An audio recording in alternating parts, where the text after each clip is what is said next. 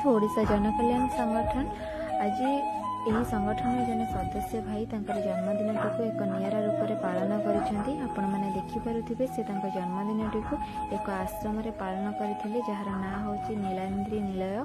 एठारे समस्ते असहाय मौसा मौसी मैंने रही आपण मैंने देखिपे ये केक कटा चली आमर किसी टिफिन व्यवस्था होता थे आपण मैंने निज जन्मदिन को यही रूप में पालन कर देखूँ केते खुशी लगे और एमनकर आशीर्वाद आपंकर बहुत कम आसो।